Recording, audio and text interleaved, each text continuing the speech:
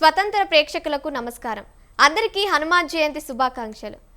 భక్తి, బలం, ధైర్యానికి ప్రతీక అయిన శ్రీ ఆంజనేయ స్వామి జన్మోత్సవాన్ని మనం ఈరోజు ఎంతో భక్తి శ్రద్ధలతో జరుపుకుంటున్నాం. హనుమాన్ జయంతి అనేది శ్రీ హనుమంతుడి మహిమను స్మరించుకునే పవిత్రమైన రోజు.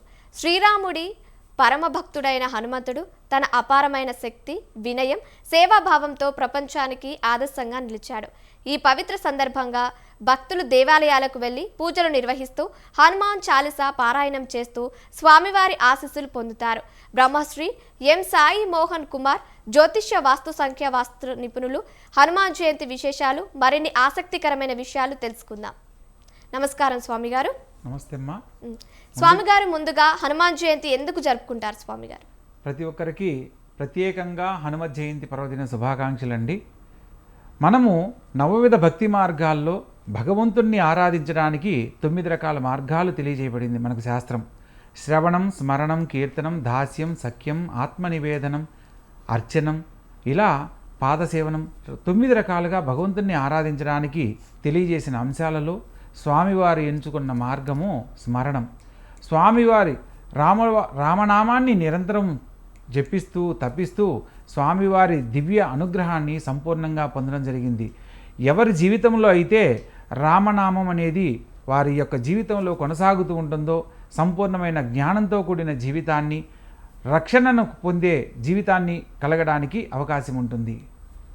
అలాగే స్వామివారు, హనుమాన్ జయంతి ఏ హిందూ దేవుడికి సంబంధించిన పండుగ? ప్రత్యేకంగా ఇది హనుమంతుల వారికి సంబంధించిందేనమ్మా. ఇక్కడ ప్రత్యేకంగా మరొక దేవుణ్ణి ఆరాధించే దాని ప్రకారము ఆంజనేయ స్వామిని ఆరాధించాలి అనేది మనకు ఏ శాస్త్రం తెలియజేయలేదు. ఇక్కడ ఆంజనేయ స్వామిని శివాంశ సంభూతంగా మనకు శాస్త్రం తెలియజేస్తుంది. కాబట్టి ఈశ్వరుణ్ణి ఆరాధిస్తే ఎటువంటి ఫలితాలు కలుగుతాయో హనుమంతుల వారిని కూడా ఆరాధించడం వల్ల అదేవిధంగా మనం సకాలంలో వెనువెంటనే సత్ఫలితాలు పొందడానికి చక్కని అవకాశం లభిస్తుంది. కాబట్టి హనుమంతుల వారిని మనం విశేషంగా ఆరాధించి స్వామివారి ఔన్నత్యాన్ని సంపూర్ణంగా పొందవచ్చు. అలాగే స్వామివారు, హనుమాన్ జయంతి సాధారణంగా ఏ నెలలో వస్తుంది? ప్రత్యేకంగా హనుమత్ జయంతిని మనం 2 సార్లు పునరుద్ధరించుకుంటామమ్మా. ఇందులో ప్రత్యేకంగా చైత్ర పౌర్ణమి నాడు స్వామివారి విజయోత్సవంగా మనం జరుపుకోవాలి. వైశాఖ మాసంలో బహుళపక్షము దశమి తిథి పూర్వాభాద్ర నక్షత్ర యుక్తానాం స్వామివారు జన్మించడం జరిగింది. అంటే ఈ యొక్క వైశాఖ మాసంలో బహుళపక్షం పౌర్ణమి తర్వాత 10వ రోజు అంటే దశమి తిథి పూర్వాభాద్ర నక్షత్రంలో స్వామివారు మధ్యాహ్న సమయంలో జన్మించారనేది మనకు శాస్త్రం తెలియజేస్తుంది. ఇందులో పరాశర సంహితలో స్వామివారి దివ్య జననం గురించి విశేషంగా తెలియజేయబడింది.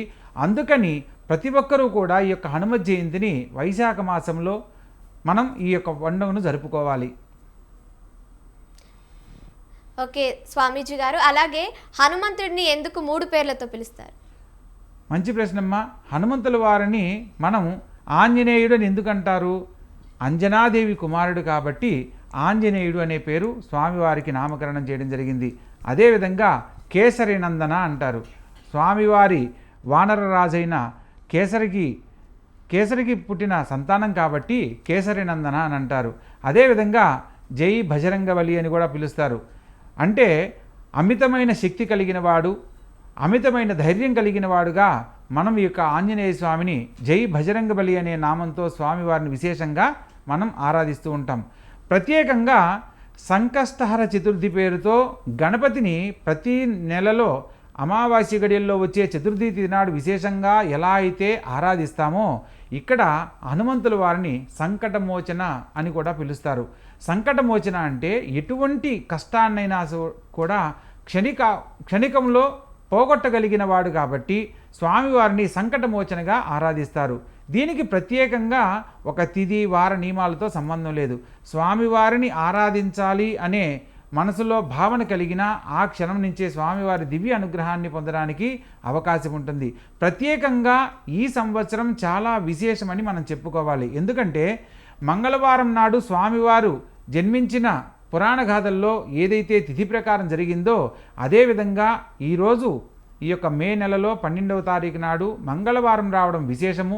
అదేవిధంగా పూర్వభాద్ర నక్షత్రయుక్తంగా కలిసి రావడము ఈ సమయం సూర్యోదయ కాలంలో ఉండడము విశేషం కాబట్టి ఎవరి జీవితంలో అయితే హనుమంతుల వారిని విశేషంగా ఆరాధిస్తారో ప్రత్యేకంగా ఈరోజు తెల్లవారుజామున లేచి స్వామివారి చిత్రపటాన్ని శుభ్రపరుచుకొని ఆ తర్వాత పూజా కార్యక్రమాలకు సంబంధించిన వస్తువులు అన్నిటిని ఏర్పాటు చేసుకుని స్వామివారి మంత్రాన్ని ఓం హం హనుమతే నమః అనే మంత్రంతో కానీ లేదా మనోజవం మారుతతుల్యవేగం జితేంద్రియం బుద్ధిమతాం వరిష్ఠిం వాతాత్మజం వానరయోధ ముఖ్యం శ్రీరామదూతం శిరసా నమామి అనే ఒక దివ్య మంత్రంతో స్వామివారిని ఆరాధించిన స్వామివారి అనుగ్రహాన్ని సంపూర్ణంగా పొందడం జరుగుతుంది.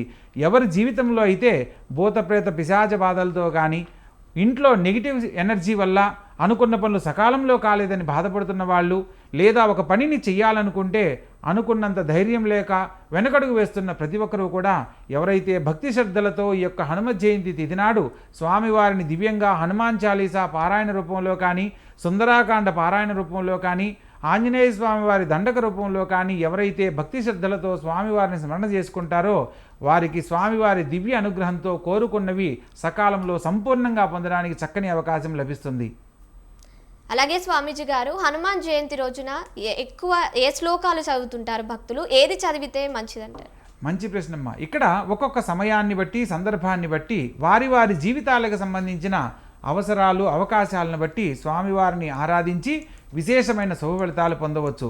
ప్రత్యేకంగా హనుమాన్ చాలీసాలో మన మంత్రం ఉంటుంది, భూత పిశాచ నికట నిహావై అని. ఆ శ్లోకాన్ని కనుక చదివితే ఎవరి జీవితంలో అయితే ఎవరి వల్లనో ఏదో మనకు చెడు జరుగుతుందని భయపడుతున్న వాళ్ళు లేదా ఎవరి వల్లన్నా మనకు ఇబ్బంది కలగబోతుందని భయపడుతున్న వాళ్ళు, ప్రయాణాలలో ఆటంకాలతో ఇబ్బంది పడుతున్న వాళ్ళు ఎవరైనా సరే ఈ యొక్క మంత్రాన్ని కనుక ఈ హనుమాన్ చాలీసాలో ప్రత్యేకంగా ఈ మంత్రాన్ని పఠించినట్లయితే వారి జీవితంలో ఎదుర్కొంటున్న అనేక రకాల సమస్యల నుంచి సంపూర్ణంగా బయటపడతారు. ప్రత్యేకంగా శని భగవంతునికి సంబంధించిన బాధలతో ఇబ్బంది పడుతున్న సమయంలో కూడా హనుమంతుల వారిని ఆరాధించాలి అని మనకు శాస్త్రం తెలియజేస్తుంది. మీరు ఎక్కడైనా పుణ్యక్షేత్రాలలో శని భగవంతుని యొక్క ప్రత్యేక ఆలయాలకు వెళ్ళినట్లయితే ఈశాన్య భాగంలో స్వామివారి విగ్రహానికి అంటే శని భగవంతుని యొక్క విగ్రహానికి ఈశాన్య భాగంలో హనుమంతుల వారిని మనం దర్శించుకోవచ్చు. ఇక్కడ ఒక సాంప్రదాయం ఎందుకు తెలియజేశారు? ఎక్కడైతే మనం శని బాధలు పోగొట్టుకోవాలనుకుంటున్నామో అక్కడ హనుమంతుల వారిని ఆరాధించాలి అని. మనం ఏ గుడిలో స్వామివారిని దర్శించి బయటకు వస్తామో ఆ స్వామివారి అనుగ్రహం మనకు సంపూర్ణంగా లభిస్తుంది. కాబట్టి చెడు గురించి తొలగిపోవడానికి అది ఏలనాడు శని కానీ అర్ధాష్టమ శని కానీ అష్టమ శని కానీ సప్తమ శని కానీ జన్మశని కానీ ఎటువంటి శని బాధలు ఈతి బాధలతో ఇబ్బంది పడుతున్న వాళ్ళు ఆంజనేయ స్వామి వారి దండకాన్ని కానీ మంగళవారం లేదా శనివారం ప్రత్యేకంగా విశేషంగా ఈ యొక్క ఆంజనేయ స్వామి వారిని దర్శించి మనస్ఫూర్తిగా ఓం హం హనుమతే నమః అనే మంత్రాన్ని చదివిన లేదా మనోజవం మారుతతుల్యవేగం జితేంద్రియం బుద్ధిమతాం వరిష్ఠిం వాతాత్మజం వానరయుధ ముఖ్యం శ్రీరామదూతం శిరసా నమామి అని ఈ శ్లోకాన్ని చదువుకున్న వారి వారి జీవితాల్లో కోరుకున్న జీవితాన్ని సంపూర్ణంగా పొందడానికి అవకాశం ఉంటుంది. అనేక రకాల శని బాధల నుంచి సంపూర్ణంగా బయటపడడం జరుగుతుంది. అదేవిధంగా ఈ యొక్క మనోజవం మంత్రాన్ని చదవడం వల్ల ప్రయాణాలలో ఆటంకాలు తొలగిపోతాయి, అపమృత్యు దోషాల నుంచి బయటపడతారు. ప్రత్యేకంగా ఒక కార్యార్థమై వెళ్ళేటప్పుడు ఆ పని ఖచ్చితంగా ఈరోజు జరగాలి అనే సంకల్పం ఎవరికైనా ఉన్నట్లయితే వాళ్ళు ఓం హరి మర్కట మర్కటాయై నమః అనే ఈ యొక్క దివ్య మంత్రాన్ని గనక స్మరణ చేసి గనక పనిని ప్రారంభించినట్లయితే ఎటువంటి ఆటంకాలు లేకుండా ఆంజనేయ స్వామివారి సంపూర్ణమైన దివ్య ఆశీస్సులతో వాళ్ళు కోరుకున్న పనిని సకాలంలో పూర్తి చేసి మంచి ఆర్థిక లాభము, కుటుంబ సౌఖ్యము, అనేక రకాల సుఖభోగ సంబంధాలమైన అనేక రకాల శుభాలు పొందడానికి అవకాశం ఉంటుంది. అలాగే స్వామీజీ గారు చిన్నప్పుడు హనుమంతుడు సూర్యుడిని ఏ విధంగా భావించాడు? ఇక్కడ స్వామిని ఆంజనేయ స్వామి వారు తన బాల్యంలో ఒక దూరం నుంచి ఒక ఎర్రటి పండులాగా భావించి దానిని తిందామనుకున్న తరుణంలో ఆ సూర్యభగవంతుని యొక్క శక్తితోటి ఆయన ఆంజనేయ స్వామిలో ఉన్న దివ్యశక్తిని కనుక్కోవడం జరిగింది. ఒక పండులాగా భావించి స్వామివారి దగ్గరికి వెళ్ళడం జరిగిందమ్మా. అలాగే గురువుగారు శ్రీరాముడికి హనుమంతుడు ఏ విధంగా సహాయం చేశాడు? మంచి ప్రశ్నమ్మా. మనకు రామాయణం గురించి కనుక తెలుసుకునే ప్రయత్నం చేసిన మన పూర్వీకులు చెప్పిన అంశాలలో ప్రత్యేకంగా సీతమ్మ తల్లిని రక్షించే ప్రయత్నంలో లంకకు వెళ్ళడానికి కానీ లంకకు వెళ్ళి అక్కడ రాక్షస సంహారం చేయడం కానీ సీతాదేవి యొక్క జాడ కనుక్కున్న సందర్భంలో కానీ ప్రత్యేకంగా సంజీవిని పర్వతం తీసుకొచ్చి లక్ష్మణుల వారిని సంపూర్ణమైన ఆరోగ్యాన్ని ప్రసాదించిన సందర్భాలలో రాములు వారికి ఎన్నో రకాలుగా హనుమంతుల వారు సేవ చేసుకొని తరించారనేది మనకు శాస్త్రం తెలియజేస్తుంది. అలాగే గురుగారు, అదే విధంగా హనుమంతుడికి ఎలాంటి నైవేద్యం అంటే ఇష్టం ఉంటుంది?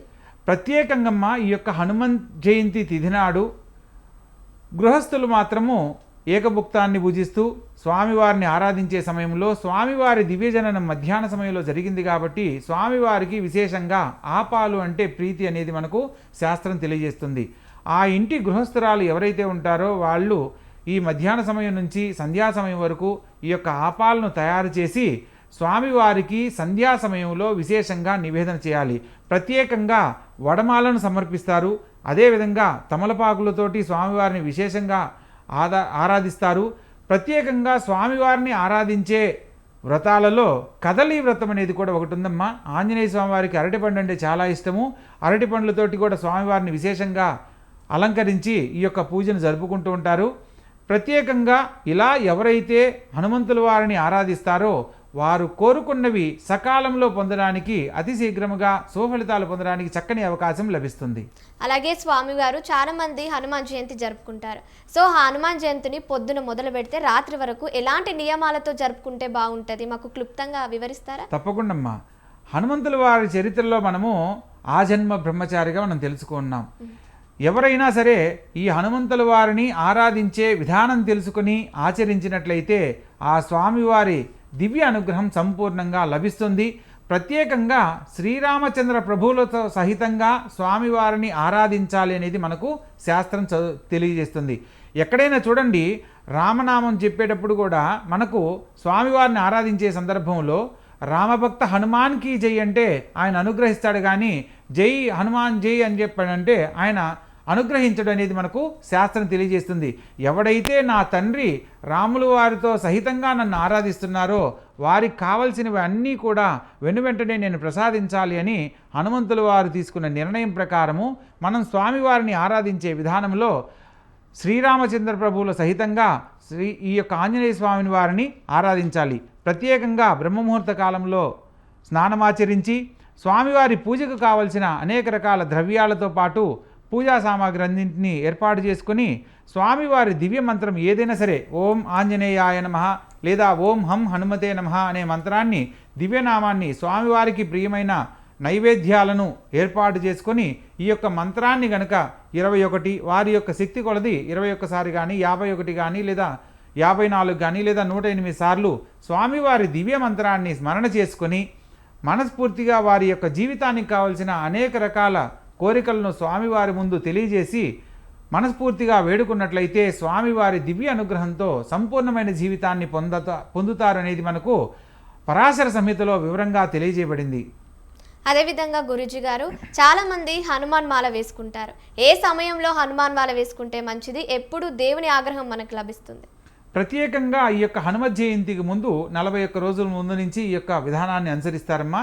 అందులో కొందరు వాళ్ళ వసతిని బట్టి కొందరు 5 రోజులు 7 రోజులు అలా కూడా దీక్ష తీసుకుంటారు. కానీ దీక్షా నియమాలలో ప్రామాణికంగా మనం 48 రోజులను ఆచరించినప్పుడే ఆ యొక్క సంపూర్ణమైన ఫలితాన్ని పొందుతామనేది మనం తెలుసుకోవాల్సిన విషయం. ఎందుకు 48 రోజులు? మనకు ఈ యొక్క భూమండలం మీద గ్రహమండలాన్ని ఆధారం చేసుకుని మనం జీవనం సాగిస్తున్నాం. గ్రహమండలం అంటే ఏంటి? నక్షత్రాలు, రాసులు, గ్రహాలు. నక్షత్రాలు 27, రాసులు 12, గ్రహాలు 9. ఈ మూడింటిని కూడితే వచ్చే సంఖ్య 48. దీన్ని గ్రహమండలం అంటారు. ఈ యొక్క గ్రహమండలానికి సంకేతంగా 48 రోజులు ఎవరైతే భక్తి శ్రద్ధలతో స్వామివారిని ఏకభుక్తం చేస్తూ భూశయనం చేస్తూ స్వామివారి దివ్యనామాన్ని స్మరణ చేసుకుంటూ ఆచరిస్తారో వారి కోరుకున్న జీవితాన్ని సంపూర్ణంగా హనుమంతుల వారి దివ్య ఆశీస్సులతో పొందడానికి అవకాశం ఉంటుంది. అలాగే స్వామి గారు, హనుమంతుడి జననం గురించి మాకు క్లుప్తంగా చెప్తారా? తప్పకుండా. స్వామివారి దివ్య జననానికి సంబంధించిన రహస్యంలో కుంజకస్థిల అనే ఒక అప్సరస బృహస్పతిని, అంటే దేవతల గురువైన బృహస్పతిని ఆట పట్టిస్తున్న సమయంలో ఆయన కోపోద్రిక్తుడై శపించడం జరుగుతుంది. ఆ సందర్భంలో ఆ కుంజకస్థిల అప్సరస వానర జాతిలో ఆమె ఒక స్త్రీగా జన్మించడము, అక్కడ ఆ కుటుంబంలో అంజనాదేవిగా పిలువబడుతుంది. అలా జన్మించిన సందర్భంలో వానర రాజైన స్వామి కేసరి అనే రాజును వివాహమాడి హనుమంతుల వారికి జన్మనిచ్చే సందర్భం ఏర్పడుతుంది. ఈ మగ సంతానం కావాలని ఆమె కోరుకున్న దానికి ప్రత్యేకంగా ఈశ్వరుణ్ణి ధ్యానిస్తూ ఉంటుంది. ఆ సందర్భంలో పార్వతీదేవికి ఈ యొక్క అంజనాదేవికి సంబంధించిన వారి యొక్క వానర జాతికి సంబంధించిన అంశంలో మనం కూడా అలా క్రీడీకరించుదాము అని స్వామివారిని పరమేశ్వరుణ్ణి అడిగిన సందర్భంలో పరమశివుడు చిరుమందహాసంతో పార్వతీదేవి కోరిక మేరకు భూలోకానికి సంచరించి ఆ క్రీడీకరించే సందర్భంలో శివ తేజస్సును అందించడం జరుగుతుంది.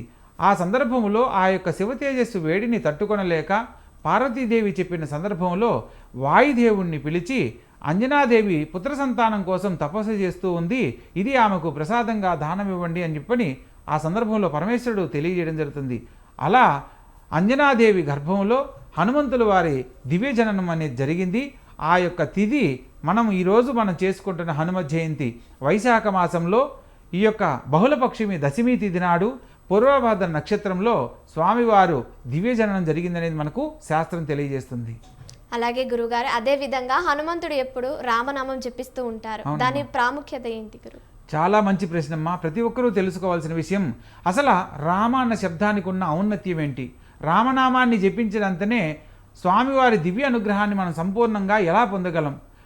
ఆంజనేయ స్వామి వారు రామనామాన్ని జపించి రాముల వారి కంటే గొప్పవాడు అనేది కూడా అనే విధంగా కీర్తించబడ్డాడు అనేది మనకు శాస్త్రంలో పురాణాలుగా తెలియజేయబడుతుంది. ప్రత్యేకంగా మనము రామ అన్న శబ్దం ఎక్కడి నుంచి వెలువడింది అన్న అంశం గురించి తెలుసుకోవాలి. ప్రత్యేకంగా రామ అనే శబ్దంలో శివపంచాక్షరి మంత్రంలో మా శబ్దాన్ని, ఓం నమశివాయ అనే శివపంచాక్షరి మంత్రంలో మా శబ్దాన్ని, విష్ణు సంబంధమైన అష్టాక్షరి మంత్రంలో ఓం నమో నారాయణాయలో రా శబ్దాన్ని తీసుకొని రామ శబ్దం వెలువడిందని మనకు ఒక బృహశాస్త్రం ఎలా అయితే తెలియజేస్తుందో, మరొక సాంప్రదాయంలో ప్రతి ఒక్కదానికి సృష్టికర్త బ్రహ్మనుగా మనం తీసుకుంటాం. మనము బ్రహ్మ అని రాసినప్పుడు బా అనే అక్షరానికి రకారంలో రావత్తు, హా అనే అక్షరానికి మకారంలో మావత్తులో ఈ రామ శబ్దం వెలువడింది అనేది మనకు శాస్త్రం తెలియజేస్తుంది. ప్రత్యేకంగా సంగీత గణితానికి రా అనే శబ్దానికి 2గా, మా అనే శబ్దానికి 5గా తెలియజేయబడింది. అందుకనే మనకు ప్రత్యేకంగా ఈ యొక్క హనుమ జయంతి నాడు పఠించవలసిన మంత్రాలలో శ్రీరామ రామ రామేతి రమే రామే మనోరమే సహస్రనామ తత్తుల్యం రామనామవరాననే అని మనకు ఈ మంత్రాన్ని జపించాలి అనేది కూడా తెలియజేయబడింది. ఎందుకు? రామ అన్న శబ్దాన్ని 3 సార్లు చదివితే 1000 సార్లు చదివిన ఫలితం లభిస్తుంది అనేది మనకు శాస్త్రం తెలియజేస్తుంది. ప్రతి ఒక్కరికి సందేహం కలగవచ్చు, గురువుగారు 3 సార్లు చదివితే 1000 సార్లు ఎలా అవుతుంది అని. ఇందులో మనం ఇప్పుడే చెప్పుకున్నాం, రా అనే శబ్దానికి 2, మా అనే శబ్దానికి 5 అని. శ్రీరామ రామ రామేతి అంటే ఇందులో రామ అన్న శబ్దం 3 సార్లు వచ్చింది. ఇప్పుడు రామ ఇంటూ రామ ఇంటూ రామ అంటే 2 × 5 10, 10 × 10 100, 100 × 10 1000. శ్రీరామ రామ రామేతి రమే రామే మనోరమే. రమే రామే అంటే సీతా సమేతంగా ఆయన్ని చూసినప్పుడు చాలా ఆనందకరంగా మనకు దర్శనమిస్తాడు అని. అదేవిధంగా సహస్రనామ తత్తుల్యం, సహస్రనామం అంటే 1000 సార్లు, తత్ అంటే అప్పటికప్పుడు, తుల్యం అంటే లభిస్తుంది. సహస్రనామ తత్తుల్యం ఎప్పుడు? రామనామ వరాననే, రామనామాన్ని జపించినంతనే అని మనకు ఈ యొక్క మంత్రాన్ని విశేషంగా తెలియజేశారు. రామనామంలో ఉన్న వైశిష్యము, బోయవాడైన ఒక రత్నాకరుడుగా పిలువబడే ఒక బోయవాడు అడవి దొంగగా ఉండి రామాయణం గురించి తెలుసుకొని రామాయణాన్ని రచించి వాల్మీకి రామాయణంగా మనం ఈరోజు చదువుకుంటున్నామనంటే రామ అన్న శబ్దాన్ని తను చదవడం వల్ల ఆ యొక్క జ్ఞానాన్ని పొందాడనేది మనకు విశేషంగా తెలుసుకోవచ్చు. కాబట్టి రామనామ శబ్దంలో ఉన్న ఔన్నత్యము ఆంజనేయ స్వామి వారిని ఒక ఉన్నతమైన స్థితిలో తన యొక్క శక్తిని కనుగొనే విధంగా తెలియజేసింది. కాబట్టి ఆంజనేయ స్వామిని ఆరాధించే సందర్భంలో కూడా ఓం రామదూతాయ నమః అనే అన్నా కూడా ఆయన వెంటనే అనుగ్రహిస్తాడని మనకు శాస్త్రాలు తెలియజేస్తున్నాయి. అలాగే స్వామివారు హనుమంతుడికి ఎలాంటి ప్రత్యేకమైన పూజలు చేస్తే మనం మంచి ఆశీస్సులు పొందొచ్చు స్వామివారి నుంచి? ఇక్కడ స్వామివారిని ఆరాధించాలి అనే ఒక తపన మనసులో కలిగినా కూడా ఆయన అనుగ్రహిస్తాడు అనేది మనకు రామాయణంలో ఒకానొక సందర్భంలో హనుమంతుల వారికి శ్రీరామచంద్ర ప్రభుల వారు తెలియజేయడం జరిగిందమ్మా. ఎందుకంటే ఆంజనేయ స్వామి వారికి ఒక వరం ఇస్తారు. ఎందుకంటే సీతాదేవి జాడ కనుక్కున్నందుకు, ప్రతి విషయంలో ఆయనకు తోడై నీడై రామబంటుగా ఆయన సేవ చేసుకున్న దానికి ఎప్పుడైతే ఎక్కడైతే నా రామనామం కంటిన్యూ కొనసాగుతూ ఉంటుందో అప్పటి వరకు నీవు చిరంజీవిగా వర్ధిల్లుతావు నాయన అని ఆయనకు అనుగ్రహించడం జరుగుతుంది. ఆ సందర్భంలో ఆంజనేయ స్వామి వారిని ఎవరైతే భక్తి శ్రద్ధలతో ఆరాధిస్తారో వారికి సంపూర్ణమైన జీవితాన్ని వెనువెంటనే పొందడానికి చక్కటి అవకాశాలు లభిస్తాయి. పైగా మనం ఇందాక స్వామివారి జన్మరహస్యంలో శివాంశ సంభూతుడిగా ఆయన జన్మించాడు కాబట్టి, ఈశ్వరుణ్ణి బోలాశంకరుడిగా మనం ఆరాధిస్తాం కాబట్టి, ఆ ఈశ్వరాంశలో జన్మించినందువల్ల హనుమత్ సేవ అంటే ఆంజనేయ స్వామిని ఆరాధించే విధానం తెలుసుకుని ఎవరైతే స్మరణ చేస్తారో వారిని వెనువెంటనే ఆయన అనుగ్రహిస్తాడు. వారు కోరుకున్న ధైర్యాన్ని, మానసిక ప్రశాంతతను, ఉన్నతమైన జీవితాన్ని అందిస్తాడు అనేది మనకు శాస్త్రాలు వివరంగా తెలియజేస్తున్నాయమ్మా. అలాగే స్వామివారు మనం హనుమంతుడిని ఒక రకమైన రంగులో మనం చూడవచ్చు. ఆ రంగుకు ఉన్న ప్రాముఖ్యత ఏంటి? తప్పకుండా మంచి ప్రశ్న. సీతమ్మ తల్లి అశోకవనంలో ఒకానొక సందర్భంలో రాములు వారి గురించి చింతిస్తూ స్త్రీకి సంబంధించి సౌభాగ్య ప్రాప్తిని పొందడానికి పాపిట భాగంలో తిలకధారణ చేస్తారు. అది ప్రత్యేకంగా మనం ఈ సింధూరాన్ని ధరించాలనేది మనకు శాస్త్రం తెలియజేస్తుందమ్మా. పంచమాంగళ్యాలు అని అంటారు. స్త్రీ ఎప్పుడు ఈ పంచమాంగళ్యాలను విడిచి భర్తకు కనపడకూడదు అనేది కూడా మనకు శాస్త్రం తెలియజేస్తుంది. అంటే నుదుటిన ధరించే బొట్టు, మెడలో ధరించే తాలిబొట్టు, చేతికి ధరించే గాజులు, కాలికి ధరించే మెట్టెలు, సిగలో ధరించే పూలు, వీటిని పంచమాంగళ్యాలు అంటారు. ఈ 5 లేకుండా భర్తకు ఎదురుపడకూడదు. ఏ సందర్భంలో కూడా అలా కనపడిందంటే అది భర్తకు ఆయుష్ క్షీణం అనమాట. అందుకని సీతమ్మ తల్లికి సంబంధించిన విషయంలో తన భర్తకు ఎక్కడున్నా కూడా తన భర్తకు సంపూర్ణమైన జీవితాన్ని పొందాలనే సంకల్పంతో ఆమె పాపెటి భాగంలో సింధూరం ధరించడం జరుగుతుంది. ఆ సందర్భంలో హనుమంతుడు వారు చూసి, తల్లి శిరస్సును ఇక్కడ నుదుటి భాగంలో మీరు కుంకుమ ధరించారు కదా, మళ్ళా పాపెటి భాగంలో సింధూరాన్ని ఎందుకు ధరించారమ్మా అని అడిగిన సందర్భంలో నువ్వు రాముడుగా నీ తండ్రిగా భావిస్తున్న శ్రీరామచంద్ర ప్రభులు వారి సంపూర్ణమైన ఆయుష్ను కోరుకుంటూ నేను ఇలా చేశాను నాయన అని అంటే, వెనువెంటనే రాముడి మీద ఉన్న అమితమైన ప్రేమతో, భక్తితో హనుమంతులు వారు వెంటనే తన శరీరం నిండా ఈ యొక్క సింధూరాన్ని ధరించి అమ్మ దగ్గరికి వస్తారనమాట, సీతమ్మ తల్లి దగ్గరికి. నాయనా ఏందిది ఇలా చేసావేంటి అమ్మా అని చెప్పానంటే, తల్లి నా తండ్రి యొక్క సంక్షేమాన్ని కోరుకుంటూ నువ్వు పాపిట ధరిస్తేనే ఆయన సంపూర్ణ ఆరోగ్యంగా ఉంటాడు అంటే, నేను ఆయన భక్తుడిగా నేను నా శరీరం అంతా ధరించినప్పుడు ఆయనకి ఇంకా సంపూర్ణమైన ఆయుష్, జ్ఞానము అన్నీ ఇంకా గొప్పగా ఉంటాయి కదా, అందుకని నేను ఇలా చేశాను తల్లి అని అంటే, ఆయన భక్తికి ఆమె సరెండర్ అయిపోయి ఒక స్వామివారికి ఆమె దగ్గర ఉన్న ఒక మాలను ప్రసాదించడము, స్వామివారిని రాముల వారి అనుగ్రహం నీకు ఎల్లప్పుడూ ఉంటుందని, ఆ సందర్భంలో ఈ రోజు నుంచి నీకు ప్రతి ఒక్కరికి జీవితంలో జన్మదినోత్సవం ఒకసారి జరుగుతుంది, కానీ విజయోత్సవం పేరుతో నీకు 2 సార్లు జరుగుతుందని సీతమ్మ తల్లి ఆజ్ఞ మేరకు మనము ఆ రోజు చైత్ర మాసంలో వచ్చిన పౌర్ణమి తిథి నాడు ఈ యొక్క విశేషం జరుగుతుంది. కాబట్టి హనుమంతుల వారి విజయోత్సవంగా మనం చైత్రమాసంలో పౌర్ణమి తిథి నాడు ఆచరించాలి.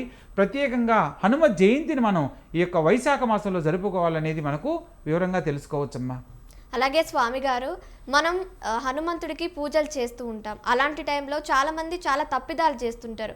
సో ముఖ్యంగా ఎలాంటి తప్పులు చేయకూడదు పూజ చేసేటప్పుడు కానీ, కొన్ని నియమాలు పాటించేటప్పుడు కానీ?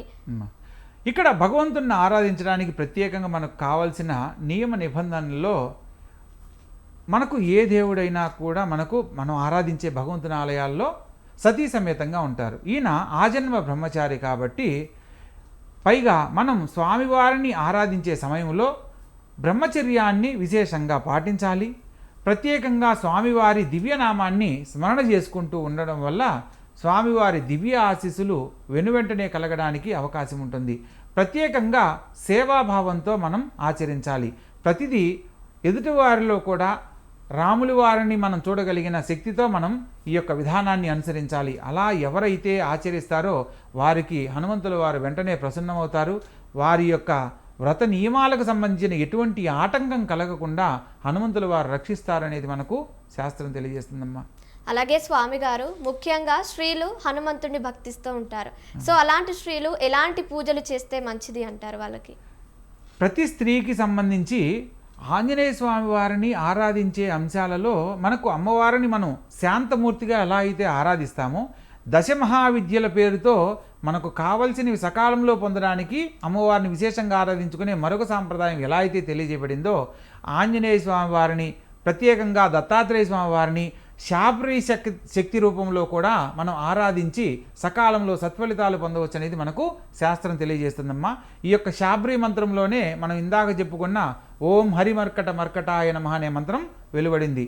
ఈ యొక్క మంత్రము మనం ప్రత్యేకంగా నియమ నిబంధనలకు సంబంధించి ఆచరించినా ఆచరించకపోయినా స్వామివారి మీద ఉన్న దివ్య భక్తితో ఎవరైతే స్మరణ చేస్తారో వారు కోరుకున్నవి వెనువెంటనే అనుగ్రహించడానికి ఆయన వెనువెంటనే వస్తాడమ్మా. భక్తితో మీరు ఆరాధిస్తున్నారు అన్న విషయం తెలిస్తే చాలమ్మా. మనం 100 మంది జనం ఉన్నా కూడా ఆ గుళ్ళో మనం పెట్టే నైవేద్యం కోసం ఏదైనా సూక్ష్మ రూపంలో కూడా వచ్చి మనల్ని అనుగ్రహించడానికి ఆయన వెనువెంటనే ఉంటాడనమాట. ధన్యవాదాలు గురువుగారు. శుభశ్రీ. చూశారు కదండి, ఈరోజు గురువుగారు మనతో పాటు హనుమాన్ జయంతి గురించి ఎన్నో గొప్ప విషయాలు పంచుకున్నారు. ఇది ఇవాటి స్పెషల్ ప్రోగ్రామ్. మరో ఎపిసోడ్తో మళ్ళీ కలుద్దాం. అంటిల్ దెన్ కీప్ వాచింగ్ స్వతంత్ర న్యూస్.